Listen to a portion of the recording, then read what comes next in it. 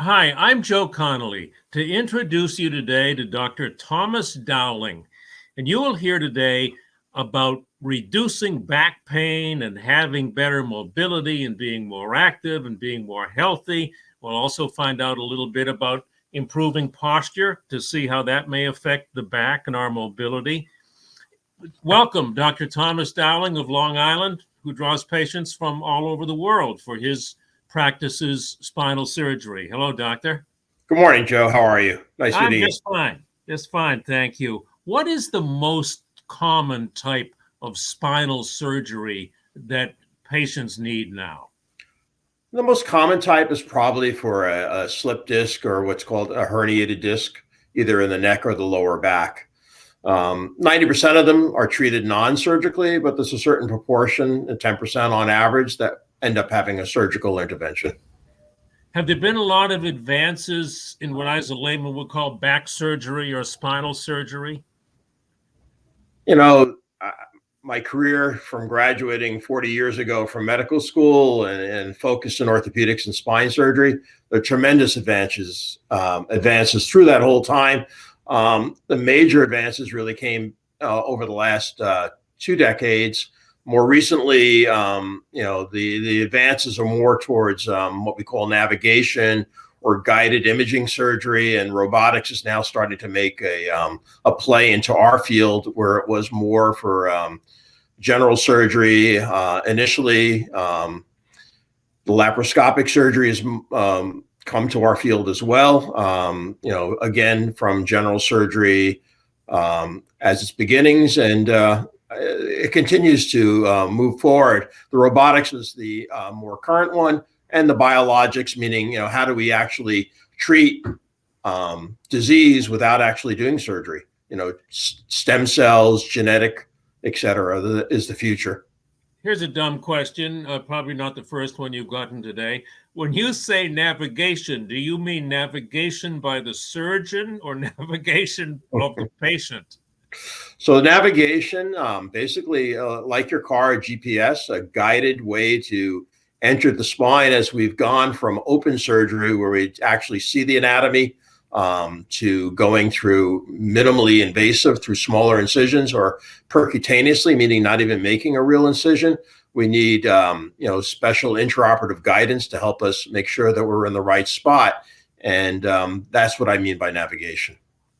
You specialize in spine surgery, your practice does, or do you do other types of orthopedic surgery too?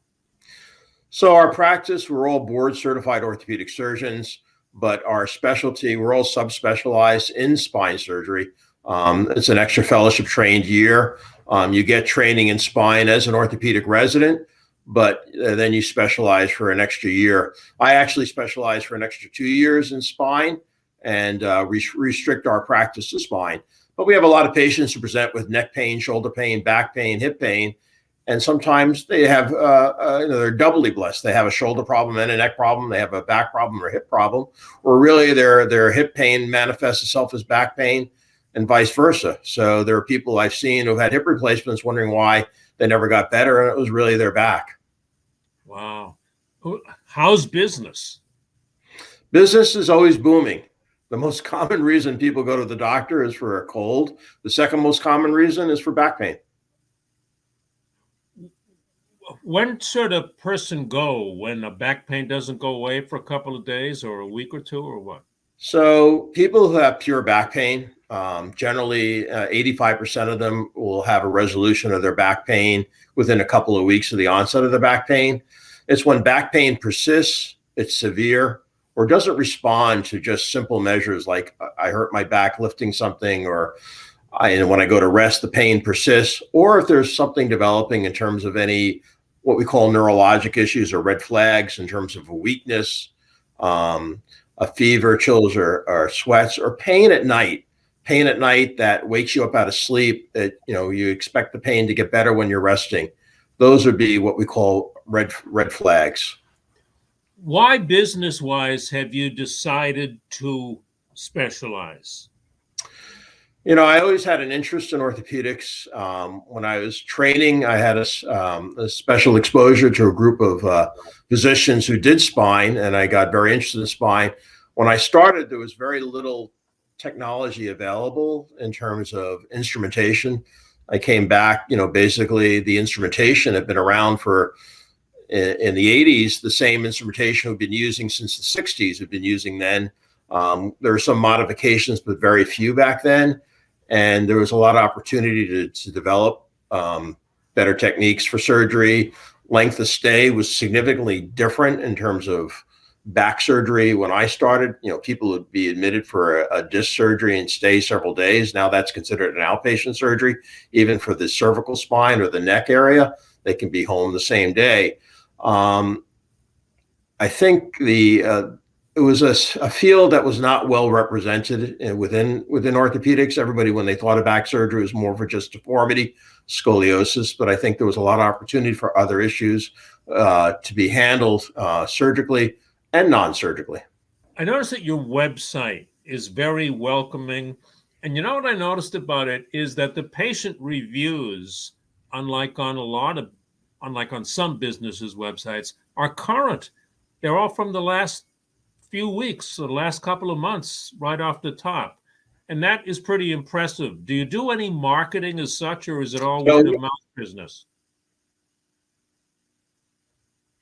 When I first started in practice, my referrals were, I'd be on call in the emergency room and I'd take on patients there in the hospital, have consults. And then, when I started, almost every physician was in private practice. There weren't that many employed physicians by hospitals or large hospital systems. And there'd be a referral pattern where I'd get patients from these doctors. As the environment changed for a lot of monetary reasons in terms of hospitals grouping together to get better contracting. And then they decided that since the surgeons, particularly and the physicians in general, guided where their patients went, well, if we own the physicians, we can make sure that those patients come to our hospitals. So our referral patterns dried up in terms of the private practice doctors. I'd say less than 50% now of physicians are in private practice, with the rest are employed. And there's some financial reward or incentive to stay within a system rather than refer outside a system. So what our practice is now noted that, and we've been around several decades, that word of mouth and your reputation now is more of how we get patients than actual physician referral, although those are still out there as well. So do you have a company or a staff member who handles that good-looking website for you? So I have internal IT. We don't go to the cloud. We're electronic medical records. We do everything in-house, our own servers. And I have full-time IT. And my IT person, Chris Kalin, has managed to keep us up to date with our websites. We hire a website management company. And we have people who are interested in our practice in websites, particularly our younger staff members who are more adept at it than I am in terms of the Instagrams, et cetera. There have been so many stories in recent years about doctors and healthcare costs and burnout. My question is this: do doctors like yourself continue to recommend to their relatives, children, friends to go into medicine? Because I've read otherwise.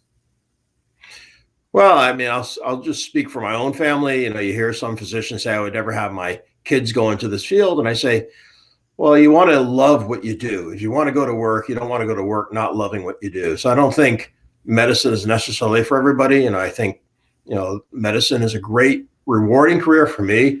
How often you get in and actually talk to people, can help people on a daily basis. You can be anywhere you want in the world as a physician to work. If I speak to my own family, I was the first physician in my family. My son's a chief resident in orthopedics. My daughter's a resident in dermatology, and my youngest daughter's a nurse practitioner. So you just answered that question. That's great. And look at the beaming dad. Yes. Just a couple of other quick thing there. Just a couple of other quick questions. What's the next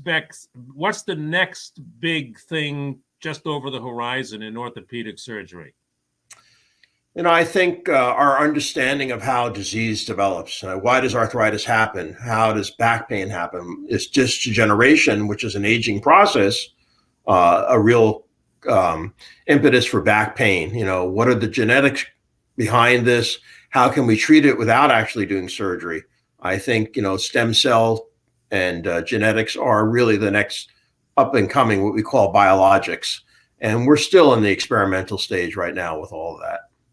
And I said we'd ask about posture or such topics. Are there any suggestions that you can give to people for better posture or maintaining mobility and flexibility as long as you can? So that just comes down to your lifestyle. I mean, how well do you treat your body? And that goes with everything that we do in terms of our health. Are we exercising on a regular basis? That exercise can be walking on a daily basis. How flexible we are. Do you go to yoga? You don't necessarily have to do yoga, but yoga is a great way to maintain flexibility and what we call core strength. A lot of us, rely on our bodies to do things on a daily basis. A lot of us are not in physical active job positions, so we have to make a conscious effort to exercise. I think exercise is probably the key to everything there is in terms of maintenance of health and aging in a way that we can minimize impact in terms of the negative effects of our body. Well, it's been enjoyable to meet a doctor when he's not wearing a white coat and you're not lying flat on your back. It's been nice to talk to you. And the website for your business is simply lispine.com. That is correct. Thank you, Dr. Thomas Dowling. It's nice to talk to you. Thank you very much. Thank you again. Thank you. Have a great day.